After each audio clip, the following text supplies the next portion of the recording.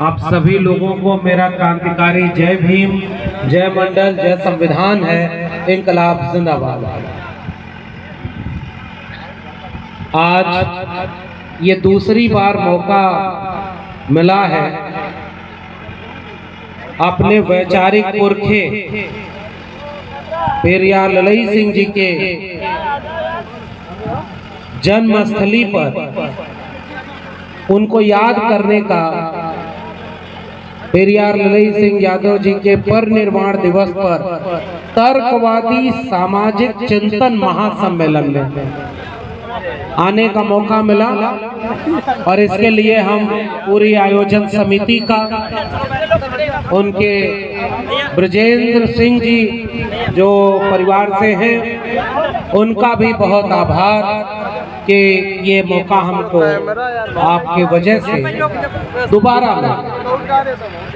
एक बार और जब पेरियार ललई सिंह जी का जन्म दिवस था तो उस बार भी यही कार्यक्रम हुआ।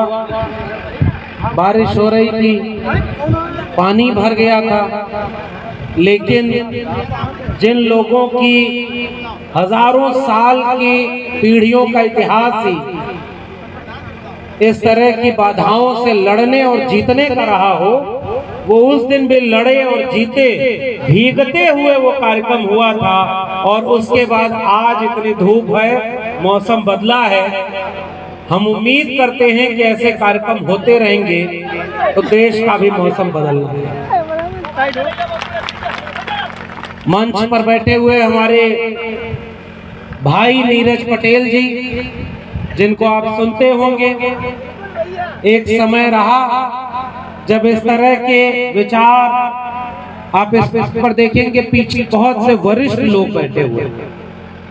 कोई अर्जक संघ से जुड़ा है, कोई सामाजिक न्याय के किसी और आंदोलन से जुड़ा, शायद आप उनका नाम भी नहीं जानते हो और हमारा नाम आप जानते हैं। तो ये हमारी जिम्मेदारी है इस बात को कहने की कि हमारे पीछे की पीढ़ियों ने अगर संघर्ष करके वो जमीन न बनाई होती तो चाहे नीरज भाई हो, चाहे हम जैसे लोग आज यहाँ तक नहीं पहुँच पाते। इसलिए उस हजारों साल के संघर्ष का जो परिणाम है, उसकी वजह से हमें आज ये मौका मिला है कि हम अपने इतिहास को याद करते हुए अपनी बात बिना डरे, बिना झुके बुलंदी से कहना शुरू करें। इसलिए उन पुराने लोगों को हमेशा सम्मान की नजर से देखें।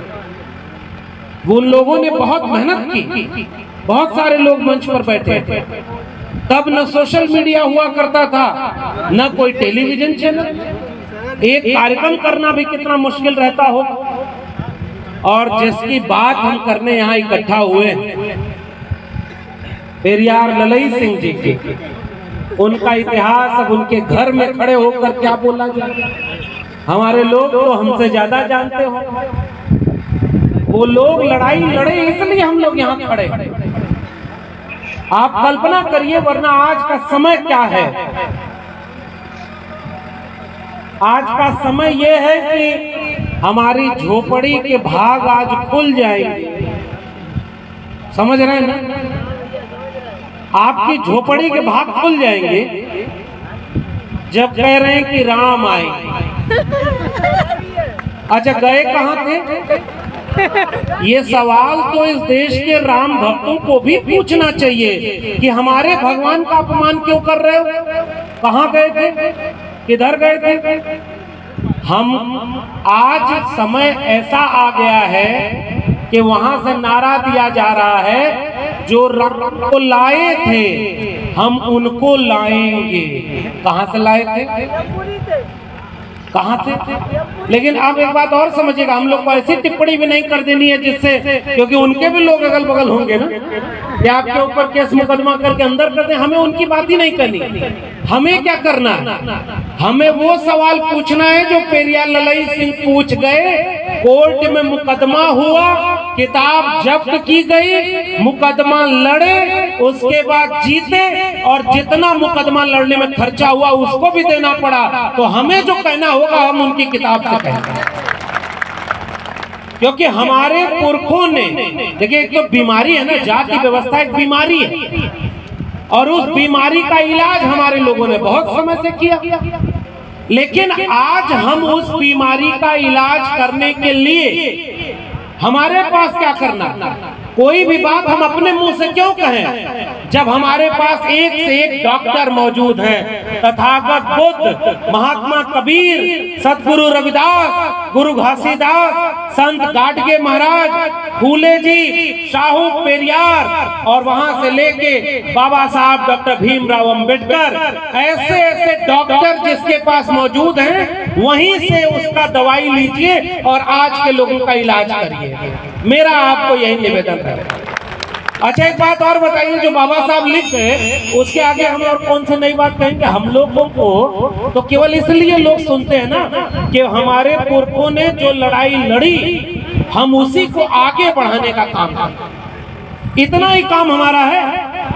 बाबा साहब डॉक्टर भीमराव अंबेडकर ने जो किताबें लिखी हैं, पेरियार ललई सिंह ने जो किताब लिखी है, अगर हम उस किताब को घर घर पहुंचा दें तो मुझे लगता है कि हमारी आधी वैचारिक लड़ाई आगे बढ़ जाएगी। ये सच बात है कि अभी मैं आ रहा था, इस रास्ते पीछे से ये हमारे अंकित भाई हैं, यहीं कानपुर के रहने वाले, और क्या क्या हो रहा है उनके साथ आए हैं। फैजान भाई बगल में रहते हैं, इनके पास गए तो इन्होंने कहा कि साहब हम लोगों ने अपने दम पर जो कुछ किया, चुनाव आता है तो हर जगह छापा पड़ जाता है। आप लोग को तो और अच्छा जानते होंगे, उधर से संसद में खड़े होकर सीना तान के कहा जाएगा एक अकेला सब पर भारी। कहा था ना फकीर ने, उसी फकीर ने कहा ना कि एक अकेला सब पर भारी, और जो उनको लाए हम उनको लाएंगे।